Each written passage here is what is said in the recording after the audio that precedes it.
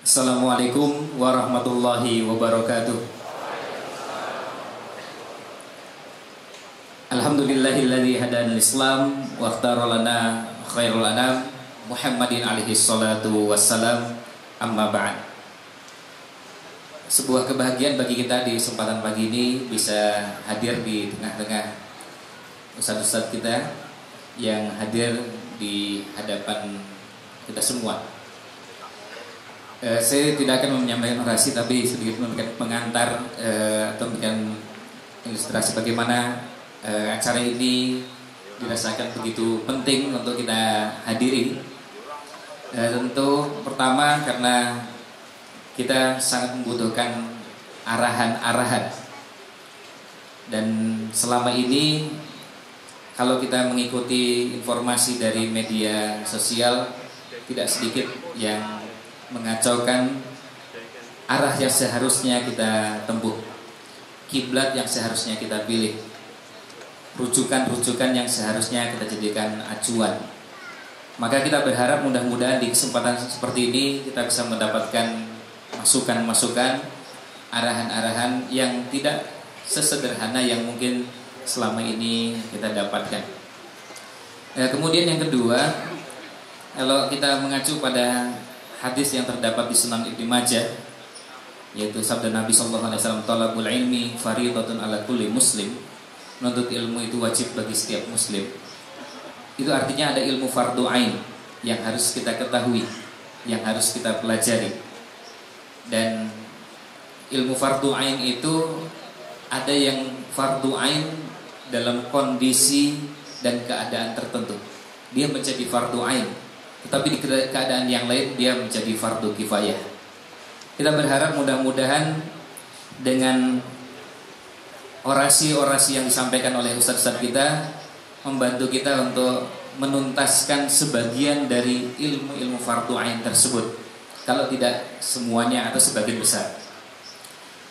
Nah, jamaah sekalian rahimakumullah, paparan yang disampaikan juga selain menyajikan bagaimana konsep keislaman dan kebangsaan diharapkan untuk tidak terpisah dan dipahami secara utuh, sekaligus juga meluruskan seperti yang tadi sudah kita dengarkan bersama dari Ustaz Muhammad Fawzi Latif, tidak sedikit dari bahasan sejarah negeri kita, dan sebagian pelaku sejarahnya ada yang masih hidup, dan sebagian pelaku sejarahnya ada yang masih meninggalkan karya-karya, bangunan-bangunan yang bisa kita saksikan. Kita sudah mulai lupa dan sudah mulai tidak kenal dengan sejarah kita sendiri. Kita bisa bayangkan ketika waktu terus berjalan dan kita sudah mulai semakin tidak kenal. Maka selain menjelaskan tapi juga meluruskan. Kalau kita mengenal konsep dalam topi yang digunakan oleh sebagian rekan-rekan adalah ilaha illallah, itu ada dua bagian.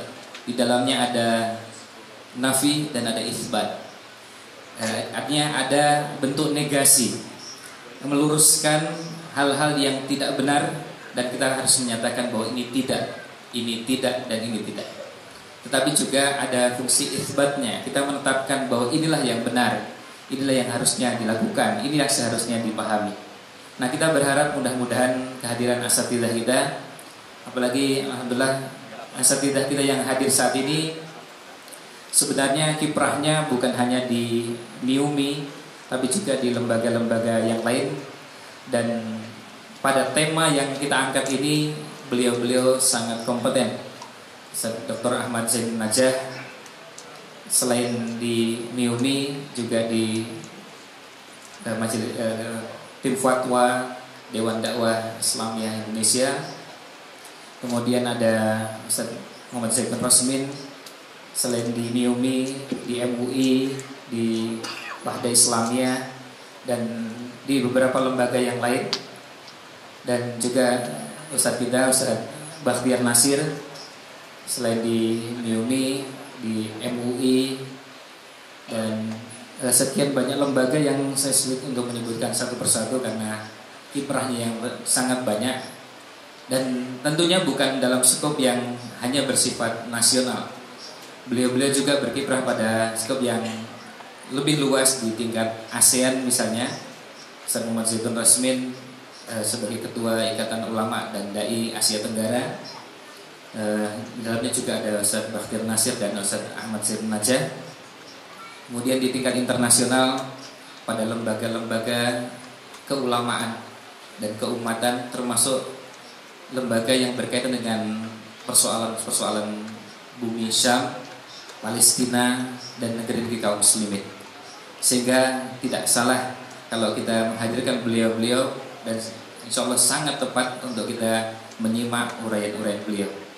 Nah, ini yang saya sampaikan, dan kehadiran kita semua, kita ingin mendengar dan menyimak orasi dari beliau-beliau ini.